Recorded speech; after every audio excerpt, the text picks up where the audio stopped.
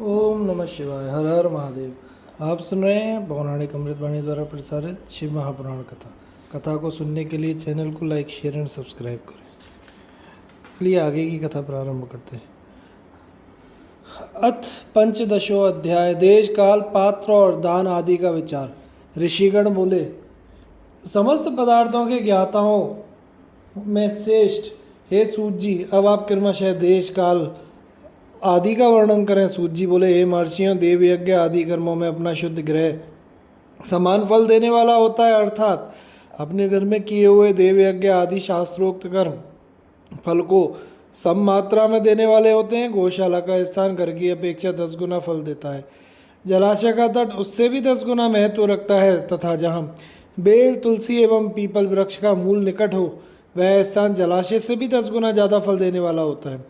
देवालय को उससे भी 10 गुना महत्व का स्थान जानना चाहिए। तीर्थ भूमि का तट देवालय से भी 10 गुना महत्व रखता है और उससे भी 10 गुना श्रेष्ठ है नदी का किनारा। उससे 10 गुना उत्कृष्ट है तीर्थ नदी का तट और उससे भी 10 गुना महत्व रखता है सप्त गंगा नामक नदियों का तीर्थ। गंगा, गोदावरी, कावेरी, ताम्रपर्णी, सिंधु, सरयू और नर्मदा, इन 7 नदियों को सप्तगंगा कहा गया है। समुद्र के तट का स्थान इनसे भी 10 गुना पवित्र माना गया है। पर्वत के शिखर का प्रदेश समुद्र तट से भी 10 गुना पावन है। सबसे अधिक महत्व का स्थान जानना चाहिए जहाँ मन लग जाए, जहाँ देश का वर्णन हुआ हो। अब काल का तारतम्य बताया जाता है। सतयुग में यज्ञ, दान आदि कर्म पूर्ण फल देने वाले होते हैं, ऐसा जानना चाहिए। त्रेता युग में उसका 3/4 फल मिलता है। द्वापर में सदा आधे ही फल की प्राप्ति कही गई है। कलयुग में 1/4 फल की प्राप्ति समझनी चाहिए और आधा। कलयुग बीतने पर उस फल में भी 1/4 क्रमशः कम हो जाता है। शुद्ध अंतःकरण वाले पुरुष को शुद्ध एवं पवित्र दिन समफल देने वाला होता है। हे विद्वान ब्राह्मणों, सूर्य संक्रांति के दिन किया हुआ सत्कर्म पूर्वोक्त शुद्ध दिन की अपेक्षा 10 गुना फल देने वाला होता है, ये जानना चाहिए। उससे भी 10 गुना अधिक महत्व उस कर्म का है जो विष्णु नामक योग में किया जाता है। दक्षिणायन आरंभ होने के दिन अर्थात कर्क की संक्रांति में किए हुए पुण्य कर्म का महत्व विषुव से भी 10 गुना अधिक माना गया है। उससे भी 10 गुना अधिक मकर संक्रांति में और उससे भी 10 गुना अधिक चंद्र ग्रहण में किए हुए पुण्य का महत्व है। सूर्य ग्रहण का समय सबसे उत्तम है, उसमें किए गए पुण्य कर्म का फल चंद्र ग्रहण से भी अधिक और पूर्ण मात्रा में होता है। इस बात को विज्ञ पुरुष जानते हैं। जगत रूपी सूर्य का राहु रूपी विष से संयोग होता है, इसलिए सूर्य ग्रहण के समय रोग प्रदान करने वाला है। अतः उस विष की शांति के लिए स्नान, दान और जप करना चाहिए। वह काल विष की शांति के लिए उपयोगी होने के कारण पुण्यप्रद माना गया है। जन्म नक्षत्र के दिन तथा व्रत की पूर्ति के दिन का समय सूर्य ग्रहण के समान ही समझा जाता है, परंतु महापुरुषों के संग का काल करोड़ों सूर्य ग्रहण के समान पावन है, ऐसा ज्ञानी पुरुष मानते हैं। तपोनिष्ठ योगी और ज्ञाननिष्ठ यति ये पूजा के पात्र हैं, क्योंकि ये पापों के नाश में कारण होते हैं। जिसने 24 लाख गायत्री का जप कर लिया हो, वह ब्राह्मण भी पूजा का पात्र है। उसका पूजन संपूर्ण फलों और भोगों को देने में समर्थ है। जो पतन से त्राण करता है अर्थात नरक में गिरने से बचता है, उसके लिए इसी गुण के कारण शास्त्र में पात्र शब्द का प्रयोग होता है। वह दाता को पाप से त्राण प्रदान करने के कारण पात्र कहलाता है। गायत्री अपना गान करने वाले का अधोगति से त्राण करती है, इसलिए वह गायत्री कहलाती है। जैसे इस लोक में धनहीन है, वह दूसरे को धन नहीं दे सकते, जो यहाँ धनवान है वही दूसरे को धन दे सकता है। उसी तरह जो स्वयं शुद्ध और पवित्र आत्मा है, वही दूसरे मनुष्यों का त्राण और उद्धार कर सकता है। जो गायत्री का जप करके शुद्ध हो गया है, वही शुद्ध ब्राह्मण कहा जाता है। इसलिए दान, जप, होम, पूजा, इन सभी कर्मों के लिए वही शुद्ध पात्र है। ऐसा ब्राह्मण ही दान लेने तथा रक्षा करने की पात्रता रखता है, स्त्री हो या पुरुष। जो भी भूखा हो वही अन्नदान का पात्र है। श्रेष्ठ ब्राह्मण को समय पर बुलाकर उसे धन अथवा उत्तम वाणी से संतुष्ट करना चाहिए, इससे भी अभीष्ट फल की प्राप्ति होती है। जिसको जिस वस्तु की इच्छा हो, उसे वह वस्तु बिना मांगे ही दे दी जाए तो दाता को उस दान का पूरा पूरा फल प्राप्त होता है, ऐसी महर्षियों की मान्यता है। जो याचना करने के बाद दिया गया हो, वह दान आधा ही फल देने वाला बताया गया है। अपने सेवक को दिया हुआ 1/4 फल देने वाला कहा गया है। हे विप्रवरों, जो जाति मात्र से ब्राह्मण है और दीनतापूर्ण वृत्ति से जीवन बिताता है, उसे दिया हुआ धन का दान दाता को इस भूतल पर 10 वर्षों तक भोग प्रदान करने वाला होता है। वही दान यदि वेदवेत्ता ब्राह्मण को दिया जाए तो वह स्वर्गलोक में देवताओं के 10 वर्षों तक दिव्य भोग देने वाला होता है। गायत्री जापक ब्राह्मण को दान देने से सत्यलोक में 10 वर्षों तक पुण्य भोग प्राप्त होता है और विष्णु भक्त ब्राह्मण को दिया गया दान वैकुंठी की प्राप्ति कराने वाला जाना जाता है। शिव भक्त विप्र को दिया हुआ दान कैलाश की प्राप्ति कराने वाला कहा गया है। इस प्रकार सबको इन लोकों में भोग प्राप्ति के लिए दान देना चाहिए। रविवार के दिन ब्राह्मण को दशांग अन्न देने वाला मनुष्य दूसरे जन्म में 10 वर्षों तक निरोग रहता है। बहुत सम्मान पूर्वक बुलाना, अभ्यंग, चंदन आदि, पास सेवन, वस्त्र, गंध आदि से पूजन, घी के मालपुए आदि सुंदर भोजन, क्षेम रस व्यंजन, दक्षिणा सहित तांबूल, नमस्कार और जाते समय अनुगमन, ये अन्नदान के 10 अंग कहे गए हैं। 10 ब्राह्मणों को रविवार के दिन दशांग अन्न का दान करने वाला 100 वर्ष तक निरोग रहता है। सोमवार आदि विभिन्न वारों में अन्नदान का फल उन वारों के अनुसार दूसरे जन्म में इस पृथ्वी लोक में प्राप्त होता है, ऐसा जानना चाहिए। 7 वारों में 10-10 ब्राह्मणों को दशांग अन्न दान करने से 100 वर्ष तक आरोग्य आदि फल प्राप्त होते हैं। इस प्रकार रविवार के दिन ब्राह्मण को अन्नदान करने वाला मनुष्य 1000 वर्षों तक शिवलोक में आरोग्य लाभ करता है। इसी प्रकार 1000 ब्राह्मणों को अन्नदान करके मनुष्य 10,000 वर्षों तक आरोग्य भोग करता है। विद्वान को सोमवार आदि के दिनों के विषय में भी ऐसा ही जानना चाहिए। रविवार को गायत्री जप से पवित्र अंतःकरण वाले 1000 ब्राह्मणों को अन्नदान करके मनुष्य सत्यलोक में आरोग्य आदि भोगों को प्राप्त करता है। इसी प्रकार 10,000 ब्राह्मणों को दान देने से विष्णु लोक में ऐसी प्राप्ति होती है और 1,00,000 ब्राह्मणों को अन्नदान करने से रुद्रलोक में भी भोगादि की प्राप्ति होती है। विद्या की कामना वाले मनुष्यों को ब्रह्म बुद्धि से बालकों को दशांग अन्न का दान करना चाहिए। पुत्र की कामना वाले लोगों को विष्णु बुद्धि से युवकों को दान करना चाहिए और ज्ञान प्राप्ति की इच्छा वालों को रुद्र बुद्धि से वृद्धजनों को दान देना चाहिए। इसी प्रकार बुद्धि की कामना करने वाले श्रेष्ठ मनुष्यों को सरस्वती बुद्धि से बालिकाओं को दशांग अन्न का दान करना चाहिए। शुभ भोग की कामना करने वाले श्रेष्ठ जनों को लक्ष्मी बुद्धि से युवतियों को दान देना चाहिए। आत्मज्ञान की इच्छा रखने वाले लोगों को पार्वती बुद्धि से वृद्धा स्त्रियों को अन्नदान करना चाहिए। ब्राह्मण के लिए शिल और उच्च वृत्ति से लाया हुआ गुरु दक्षिणा में प्राप्त हुआ अन्न धन शुद्ध द्रव्य कहलाता है। उसका दान दाता को पूर्ण फल देने वाला बताया गया है। शुद्ध शुक्ल प्रतिग्रह दान में मिला हुआ द्रव्य मध्यम द्रव्य कहा जाता है और खेती व्यापार आदि से प्राप्त धन अधम द्रव्य कहा जाता है। क्षत्रियों का शौर्य कमाया हुआ, वैश्यों का व्यापार से कमाया हुआ और शूद्रों का सेवा वृत्ति से प्राप्त किया हुआ धन भी उत्तम द्रव्य कहलाता है। धर्म की इच्छा रखने वाली स्त्रियों को जो धन पिता एवं पति से मिला हो उनके लिए वही उत्तम द्रव्य है। गौ आदि 12 वस्तुओं का चैत्र आदि 12 महीनों में क्रमशः दान करना चाहिए अथवा किसी पुण्य काल में एकत्रित करके अपनी अभीष्ट प्राप्ति के लिए इनका दान करना चाहिए। गौ, भूमि, तिल, स्वर्ण, घी, वस्त्र, धान्य, गुड़, चांदी, नमक, कोहड़ा और कन्या, यही वे 12 वस्तु हैं। गोदान में दी हुई गाय के उपकारी गोबर से धन धान्य आदि ठोस पदार्थों के आश्रय से टिके पापों का नाश होता है और उसके गोमूत्र से जल, तेल आदि तरल पदार्थों में रहने वाले पापों का नाश होता है। उसके दूध, दही और घी से कायिक, वाचिक तथा मानसिक तीनों प्रकार के पाप नष्ट हो जाते हैं। उनसे कायिक आदि पुण्य कर्मों की पुष्टि भी होती है। ऐसे बुद्धिमान मनुष्य को जानना चाहिए। हे ब्राह्मणों, भूमि का दान इहलोक और परलोक में प्रतिष्ठा की प्राप्ति कराने वाला होता है और तिल का दान बलवर्धक एवं मृत्यु निवारण कहा गया है। स्वर्ण का दान जठरा अग्नि को बढ़ाने वाला तथा वीर्यदायक है। घी के दान को पुष्टिकारक जानना चाहिए। वस्त्र का दान आयु की वृद्धि कराने वाला है, ऐसा जानना चाहिए। धान्य का दान अन्न की समृद्धि में कारण होता है। गुड़ का दान मधुर भोजन की प्राप्ति कराने वाला होता है। चांदी का दान वीर्य की वृद्धि वाला होता है। लवण का दान षडरस भोजन की प्राप्ति कराता है। सब प्रकार का दान संपूर्ण समृद्धि की सिद्धि के लिए होता है। विज्ञ पुरुष कूष्मांड के दान को पुष्टिदायक मानते हैं। कन्या का दान आजीवन भोग देने वाला कहा गया है। हे ब्राह्मणों, वह लोक और परलोक में भी संपूर्ण भोगों की प्राप्ति कराने वाला है। कटहल, आम, कैथ आदि वृक्षों के फल, केला आदि औषधियों के फल तथा जो फल लता एवं गुल्मों से उत्पन्न हुए मुष्ट आवरण युक्त फल जैसे नारियल, बादाम आदि, उड़द, मूंग आदि दालें, शाक, मिर्च, सरसों आदि तेल, मसाले और ऋतुओं में तैयार होने वाले फल समय समय पर बुद्धिमान व्यक्ति द्वारा दान किए जाने चाहिए।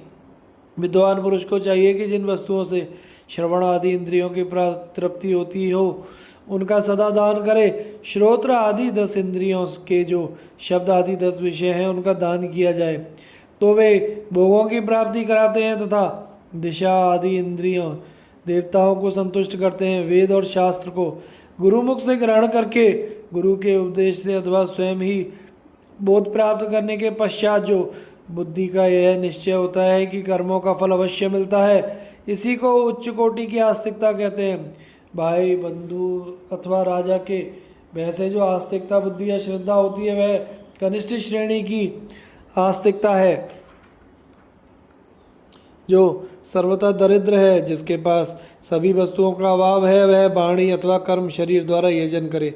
मंत्र, स्त्रोत, जप आदि को वाणी द्वारा किया गया यजन समझना चाहिए तथा तीर्थ यात्रा और व्रत आदि को विद्वान पुरुष शारीरिक यजन मानते हैं। जिस किसी भी उपाय से थोड़ा हो या बहुत देवतार्पण बुद्धि से जो कुछ भी दिया जाए अथवा किया जाए वह दान या सत्कर्म भोगों की प्राप्ति कराने में समर्थ होता है। तपस्या और दान ये 2 कर्म मनुष्य को सदा करने चाहिए और तथा ऐसे गृह का दान करना चाहिए जो अपने वर्ण, चमक दमक या सफाई और गुण सुख सुविधा से सुशोभित हो। बुद्धिमान पुरुष देवताओं की तृप्ति के लिए जो कुछ देते हैं वह अतिशय मात्रा में और सब प्रकार के भोग प्रदान करने वाला होता है। उस दान से विद्वान पुरुष इहलोक और परलोक में उत्तम जन्म और सदा सुलभ होने वाला भोग पाता है। ईश्वरार्पण बुद्धि से यज्ञ, दान आदि कर्म करके मनुष्य मोक्ष फल का भागी होता है। जो मनुष्य इस अध्याय का सदा पाठ और श्रवण करता है उसे धार्मिक बुद्धि प्राप्त होती है तथा उसमें ज्ञान का उदय होता है। इस प्रकार शिव महापुराण के अंतर्गत प्रथम विश्वेश्वर संहिता में देश काल पात्र आदि का वर्णन नामक 15वां अध्याय पूर्ण हुआ। अथ षोडशो अध्याय मृत्तिका आदि से निर्मित देव प्रतिमाओं के पूजन की विधि, उनके लिए नैवेद्य का विचार, पूजन के विभिन्न उपचारों का फल, विशेष मास, वार, तिथि एवं नक्षत्रों के योग में पूजन का विशेष फल तथा लिंग के वैज्ञानिक स्वरूप का विवेचन। ऋषिगण बोले, हे साधु श्रीमुनि, अब आप पार्थिव प्रतिमा की पूजा का वह विधान बताइए जिस पूजा विधान से समस्त अभीष्ट वस्तुओं की प्राप्ति होती है। सूत जी बोले, हे महर्षियों, तुम लोगों ने बहुत उत्तम बात पूछी है। पार्थिव प्रतिमा का पूजन सदा संपूर्ण मनोरथों को देने वाला है तथा दुख का तत्काल निवारण करने वाला है। मैं उसका वर्णन करता हूँ, ध्यान देकर सुनो। हे द्विजों, यह पूजा अकाल मृत्यु को हरने वाली तथा काल और मृत्यु का भी नाश करने वाली है। यह शीघ्र ही स्त्री, पुत्र, धन, धान्य को प्रदान करने वाली है। इसलिए पृथ्वी आदि की बनी हुई देव प्रतिमाओं की पूजा इस भूतल पर अभीष्टदायक मानी गई है। निश्चय ही इसमें पुरुषों का और स्त्रियों का भी अधिकार है। नदी, पोखरे अथवा कुएं में प्रवेश करके पानी के भीतर से मिट्टी ले आए, तत्पश्चात गंध चूर्ण के द्वारा उसका संशोधन करके शुद्ध मंडप में रखकर उसे महीन बनाएं तथा हाथ से प्रतिमा बनाएं। दूध से उसका सम्यक संस्कार करें। उस प्रतिमा में अंग प्रत्यंग अच्छी तरह प्रकट हुए हों तथा वह सब प्रकार के अस्त्र शस्त्रों से संपन्न बनाई गई हो। तदनंतर उसे पद्मासन पर स्थापित करके आदरपूर्वक उसका पूजन करें। गणेश, सूर्य, विष्णु, दुर्गा और शिवजी की प्रतिमा का एवं शिवजी के शिवलिंग का द्विज को सदा पूजन करना चाहिए। पूजन जनित फल की सिद्धि के लिए 16 उपचारों द्वारा पूजन करना चाहिए। पुष्प से प्रोक्षण और मंत्र पाठ पूर्वक अभिषेक करें। आगानी के चावल से नैवेद्य तैयार करें। सारा नैवेद्य एक कुड़म लगभग पाव भर होना चाहिए। घर में पार्थिव पूजन के लिए एक कुड़म और बाहर किसी मनुष्य द्वारा स्थापित शिवलिंग के पूजन के लिए एक प्रस्थ शेर भर नैवेद्य तैयार करना आवश्यक है। ऐसा जानना चाहिए, देवताओं द्वारा स्थापित शिवलिंग के लिए 3 शेर नैवेद्य अर्पित करना उचित है और स्वयं प्रकट हुए इस शिवलिंग के लिए 5 शेर। ऐसा करने से पूर्ण फल की प्राप्ति समझनी चाहिए। इससे दुगना तिगना करने पर अधिक फल प्राप्त होता है। इस प्रकार सहस्त्र बार पूजन करने से द्विज सत्यलोक को प्राप्त होता है। 12 अंगुल चौड़ा, इससे दूना और 1 अंगुल अधिक अर्थात 25 अंगुल लंबा और 15 अंगुल ऊंचा जो लोहे या लकड़ी का बना हुआ पात्र होता है उसे विद्वान पुरुष शिव कहते हैं। उसका 8वां भाग प्रस्थ कहलाता है जो 4 कुड़ब के बराबर माना गया है।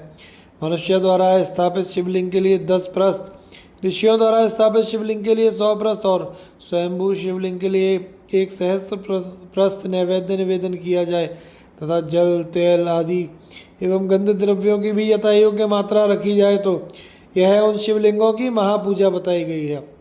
देवता का अभिषेक करने से आत्मशुद्धि होती है, गंध से पुण्य की प्राप्ति होती है, नैवेद्य अर्पण करने से आयु बढ़ती है और तृप्ति होती है, धूप निवेदन करने से धन की प्राप्ति होती है, दीप दिखाने से ज्ञान का उदय होता है और तांबुल समर्पण करने से भोग की उपलब्धि होती है। इसलिए स्नान आदि 6 उपचारों का यत्नपूर्वक अर्पित करें। नमस्कार और जप ये दोनों संपूर्ण अभीष्ट फल को देने वाले हैं, इसलिए भोग और मोक्ष की इच्छा रखने वाले लोगों को पूजा के अंत में सदा ही जप और नमस्कार करना चाहिए।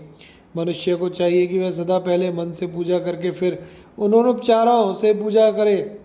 देवताओं की पूजा से उन्होंने देवताओं के लोकों की प्राप्ति होती है तथा उनके अवान्तर लोक में भी यथेष्ट भोग की वस्तुएं उपलब्ध होती हैं। हे द्विजों, अब मैं देव पूजा से प्राप्त होने वाले विशेष फलों का वर्णन करता हूँ। आप लोग श्रद्धापूर्वक सुने। विघ्नराज गणेश की पूजा से भूलोक में उत्तम अभीष्ट वस्तु की पूजा होती है। शुक्रवार को श्रावण और भाद्रपद मासों की शुक्ल पक्ष की चतुर्थी को पौष मास में शतभिषा नक्षत्र के आने पर विधिपूर्वक गणेश जी की पूजा करनी चाहिए। 100 या सहस्त्र दिनों में 100 या सहस्त्र बार पूजा करें।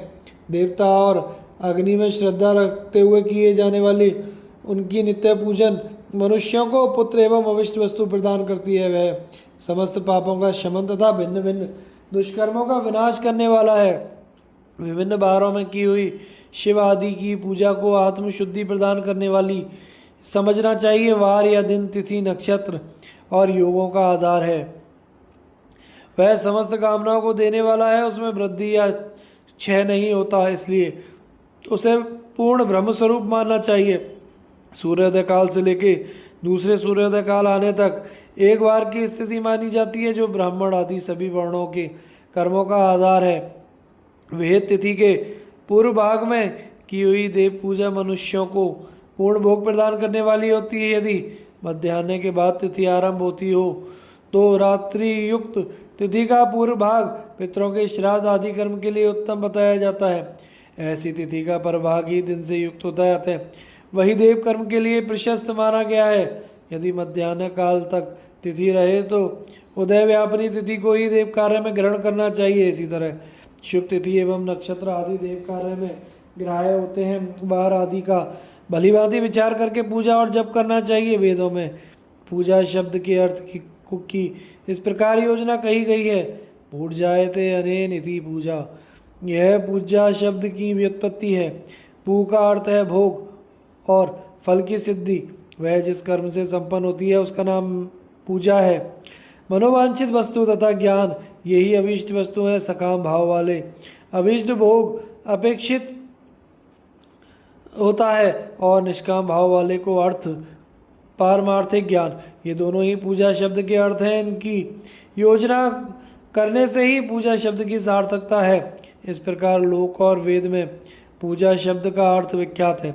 नित्य और नैमित्तिक कर्म कालांतर में फल देते हैं, किंतु काम्य कर्म का यदि भली भांति अनुष्ठान हुआ हो तो वह तत्काल फलदायक होता है। प्रतिदिन एक पक्ष, एक मास, एक वर्ष तक लगातार पूजन करने से उन कर्मों के फल की प्राप्ति होती है और उनसे वैसे ही पापों का क्रमशः क्षय होता है।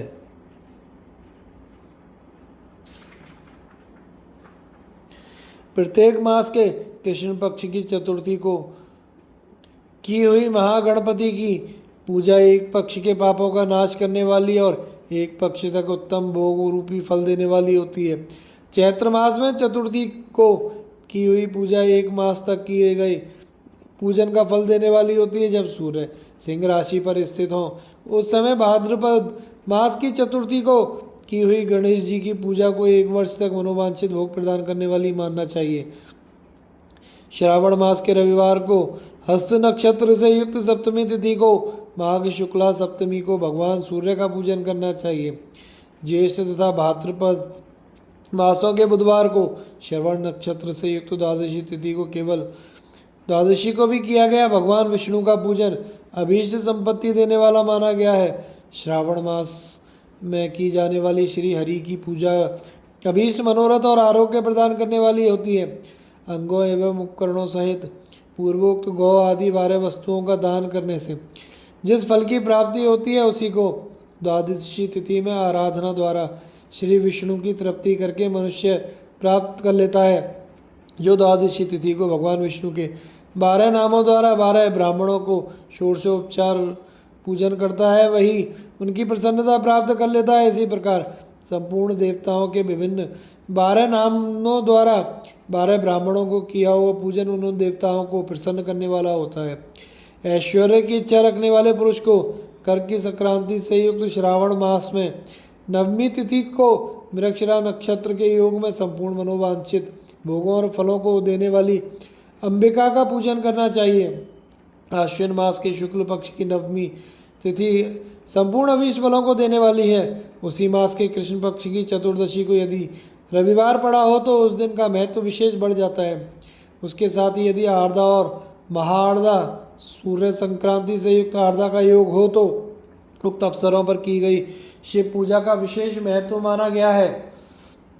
माघ कृष्ण चतुर्दशी को शिव जी की हुई पूजा संपूर्ण अभीष्ट फलों को देने वाली होती है। वह मनुष्यों की आयु बढ़ाती है, मृत्यु को दूर हटाती है और समस्त सिद्धियों की प्राप्ति कराती है।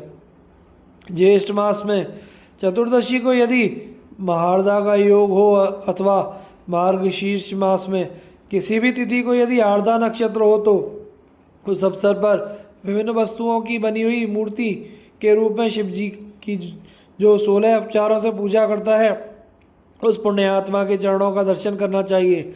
भगवान शिव की पूजा मनुष्यों को भोग और मोक्ष देने वाली है ऐसा जानना चाहिए। कार्तिक मास में प्रत्येक वार और तिथि आदि में देव पूजा का विशेष महत्व है। कार्तिक मास आने पर विद्वान पुरुष दान तप होम जप और नियम आदि के द्वारा समस्त देवताओं का षोडशोपचारों से पूजन करे। उस पूजन में देव प्रतिमा ब्राह्मणों तथा मंत्रों का उपयोग आवश्यक है। ब्राह्मणों को भोजन कराने से वह पूजन कर्म संपन्न होता है। पूजक को चाहिए वह कामनाओं को त्याग कर पीड़ा रहित शांत हो तथा देवाराधन में तत्पर रहे। कार्तिक मास में देवताओं का यजन पूजन समस्त भोगों को देने वाला होता ही है, व्याधियों को हर लेने वाला होता है और भूतों तथा ग्रहों का विनाश करने वाला होता है।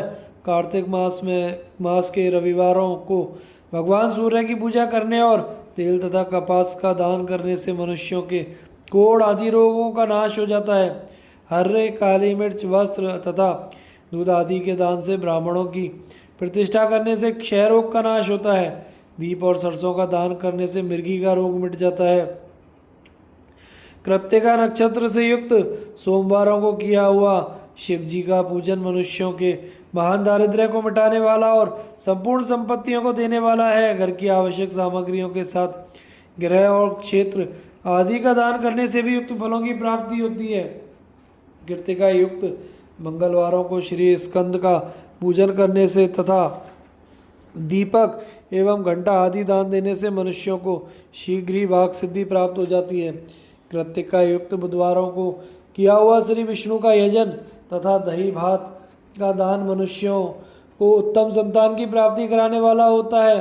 कृत्तिका युक्त गुरुवारों को धन से ब्रह्मा जी का पूजन तथा मधु सोना और घी का दान करने से मनुष्यों के भोग वैभव में वृद्धि होती है।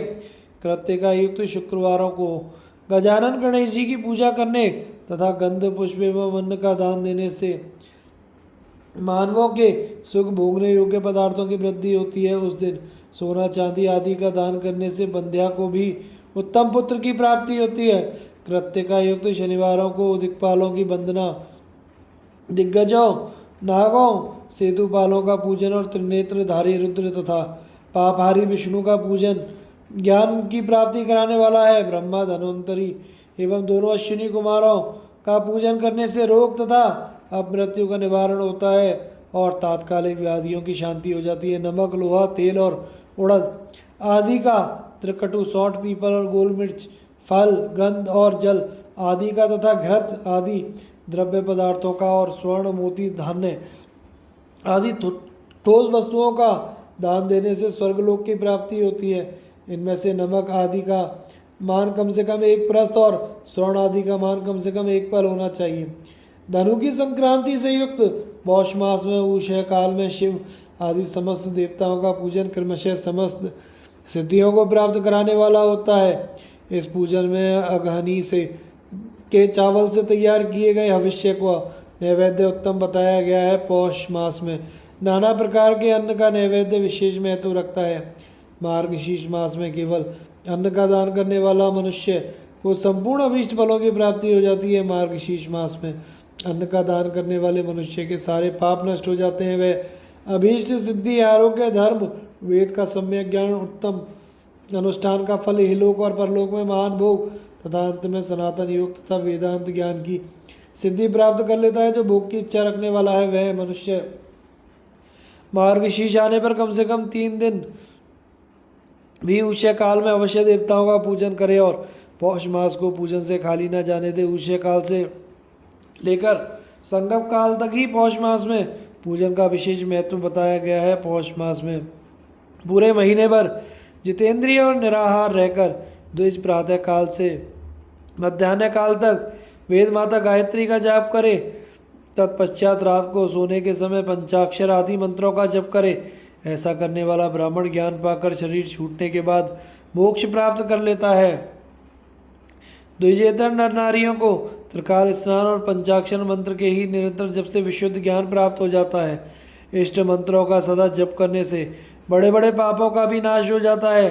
पौष मास में विशेष रूप से महानैवेद्य चढ़ाना चाहिए। यहाँ बताई हुई सभी वस्तुएं 12 की संख्या में समझनी चाहिए। चावल 12 भार, काली मिर्च 12 प्रस्थ, मधु और घृत 12 कुंडब, मूंग 12 द्रोण, 12 प्रकार के व्यंजन, घी में तले हुए पुए, लड्डू और चावल के मिष्ठान 12 प्रस्थ, दही, दूध और 12 नारियल आदि फल, 12 सुपारी, कर्पूर, कत्था और 5 प्रकार के सुगंध द्रव्यों से युक्त 36 पत्ते पान से महानैवेद्य बनता है। इस महानैवेद्य को देवताओं को अर्पण करके वर्णानुसार उस देवता के भक्तों को दे देना चाहिए। इस प्रकार के ओदन नैवेद्य से मनुष्य पृथ्वी पर राष्ट्र का स्वामी होता है। महानैवेद्य के दान से स्वर्ग प्राप्ति होती है। हे द्विश्रेष्ठों, 1000 महानैवेद्यों के दान से सत्यलोक प्राप्त होता है और उस लोक में पूर्णायु प्राप्त होती है। एवं 3000 महानैवेद्यों के दान से उसके ऊपरी लोकों की प्राप्ति होती है तथा पुनर्जन्म नहीं होता। 36,000 महानैवेद्यों को जन्म नैवेद्य कहा गया है। उतने नैवेद्यों का दान महापूर्ण कहलाता है। महापूर्ण नैवेद्य ही जन्म नैवेद्य कहा गया है। जन्म नैवेद्य के दान से पुनर्जन्म नहीं होता। कार्तिक मास में संक्रांति, व्यतिपात, जन्म नक्षत्र, पूर्णिमा आदि किसी पवित्र दिन को जन्म नैवेद्य चढ़ाना चाहिए। संवत्सर के प्रारंभिक दिन को भी उत्तम जन्म नैवेद्य का अर्पण करना चाहिए। किसी अन्य महीने में भी जन्म नक्षत्र के पूर्ण योग के दिन अधिक पुण्य योगों के मिलने पर धीरे धीरे 36,000 महानैवेद्य अर्पण करें। जन्म नैवेद्य के दान से जन्मार्पण का फल प्राप्त होता है। जन्मार्पण से प्रसन्न होकर भगवान शंकर अपना सायुज्य प्रदान करते हैं। इसलिए इस जन्म नैवेद्य को ही शिव को ही अर्पण करना चाहिए। योनि और लिंग रूप में विराजमान शिव जन्म को देने वाले हैं, अतः पुनर्जन्म की निवृत्ति के लिए जन्म नैवेद्य से ही शिव की पूजा करनी चाहिए। सारा चराचर जगत बिंदु नाद स्वरूप है। बिंदु शक्ति है और नाद शिव। इस तरह यह जगत शिव शक्ति एक स्वरूप ही है।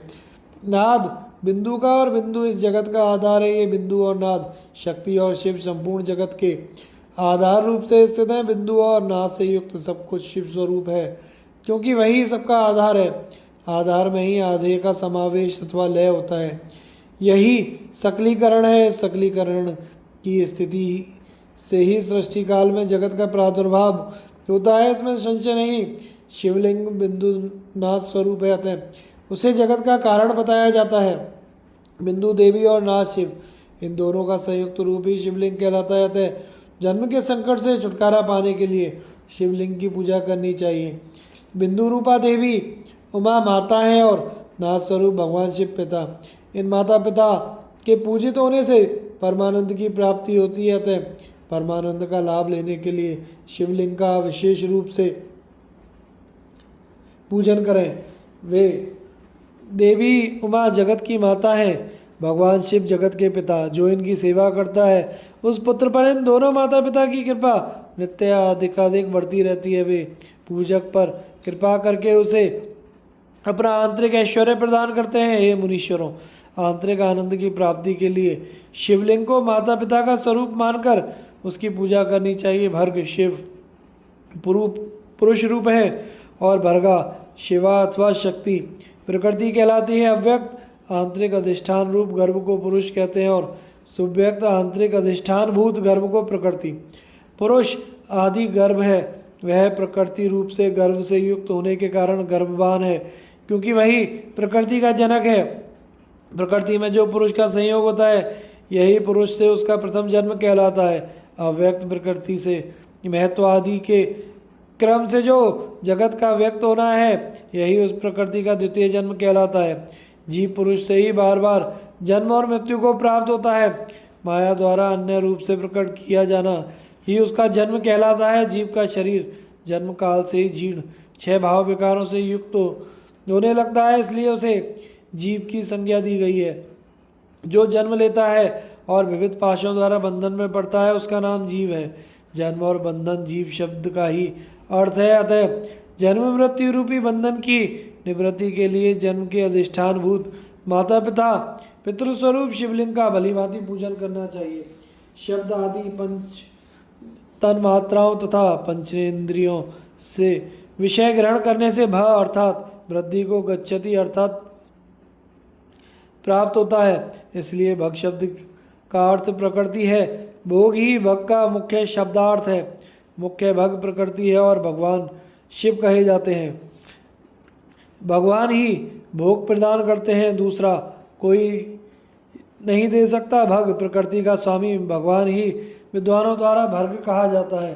भग प्रकृति से संयुक्त परमात्म लिंग और लिंग संयुक्त भग प्रकृति ही इस लोक में और परलोक में नित्य भोग प्रदान करते हैं। अतः भगवान महादेव के शिवलिंग की पूजा करनी चाहिए। संसार को उत्पन्न करने वाले सूर्य हैं, उत्पन्न करने के कारण ही जगत उनका प्रत्यक्ष चिन्ह है, इसलिए उनका एक नाम भग भी है। पुरुष को लिंग में जगत को उत्पन्न करने वाले लिंग की ही पूजा करनी चाहिए। सृष्टि के अर्थ को बताने वाले चिन्ह के रूप में भी उसे लिंग कहा जाता है। लिंग परम पुरुष शिव का बोध कराता है। इस प्रकार शिव और शक्ति के मिलने के प्रतीक को ही शिवलिंग कहा गया है। अपने चिन्ह के पूजन से प्रसन्न होकर महादेव उस चिन्ह के कार्य रूप जन्मादि को समाप्त कर देते हैं तथा पूजक को पुनर्जन्म की प्राप्ति नहीं होती। अतः सभी लोगों को यथा प्राप्त बाह्य और मानसिक षोडशोपचारों से शिवलिंग का पूजन करना चाहिए। रविवार को की गई पूजा पुनर्जन्म का निवारण कर देती है। रविवार को महालिंग प्रणव ओम से ही पूजा करनी चाहिए। उस दिन पंचगव्य से किया गया अभिषेक का विशेष महत्व होता है। गोबर, गोमूत्र, गोदुग्ध, उसका दही और गोघृत ये पंचगव्य कहे जाते हैं। गाय का दूध, गाय का दही, गाय का घी, इन तीनों को पूजन के लिए शहद और शक्कर के साथ पृथक पृथक भी रखें और इन सबको मिलाकर सम्मिलित रूप से पंचामृत भी तैयार कर लें। इनके द्वारा शिवलिंग को अभिषेक एवं स्नान कराएं। फिर गाय के दूध और अन्न के मेल से नैवेद्य तैयार करके प्रणव मंत्र का उच्चारण पूर्वक उसे भगवान शिव को अर्पित करें। संपूर्ण प्रणव को ध्वनि लिंग कहते हैं। स्वयंभूलिंग नाद स्वरूप होने के कारण नादलिंग कहा गया है। यंत्र या अर्धा बिंदु स्वरूप होने के कारण बिंदु लिंग के रूप में विख्यात है। उसमें अचल रूप से प्रतिष्ठित जो शिवलिंग है वह मकार स्वरूप है, इसलिए मकार लिंग कहलाता है। सवारी निकलने आदि के लिए जो चरलिंग होता है वह उकार स्वरूप होने से उकार लिंग कहा गया है तथा पूजा की दीक्षा देने वाले जो गुरु या आचार्य हैं उनका विग्रह आकार का प्रतीक होने से आकार लिंग माना गया है। इस प्रकार प्रणव में प्रतिष्ठित अकार, उकार, मकार, बिंदु, नाद और ध्वनि के रूप में लिंग के 6 भेद हैं। इन 6 लिंगों की नित्य पूजा करने से साधक जीवन मुक्त हो जाता है, इसमें संशय नहीं है। भक्ति पूर्वक की गई शिव पूजा मनुष्यों को पुनर्जन्म से छुटकारा दिलाती है। रुद्राक्ष धारण से 1/4, विभूति धारणा से आधा, मंत्र जप से 3/4 और पूजा से पूर्ण फल प्राप्त होता है। शिवलिंग और शिव भक्त की पूजा करके मनुष्य मोक्ष प्राप्त करता है। हे द्विजों, जो इस अध्याय को ध्यान पूर्वक पढ़ता और सुनता है उसकी शिव भक्ति सुदृढ़ होकर बढ़ती रहती है। इस प्रकार श्री शिव महापुराण के अंतर्गत प्रथम विद्येश्वर संहिता में पार्थिव पूजा आदि का प्रकार वर्णन नामक 16वां अध्याय पूर्ण हुआ।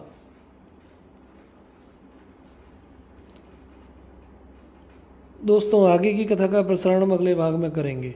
हमारे चैनल को लाइक शेयर एंड सब्सक्राइब करें। धन्यवाद।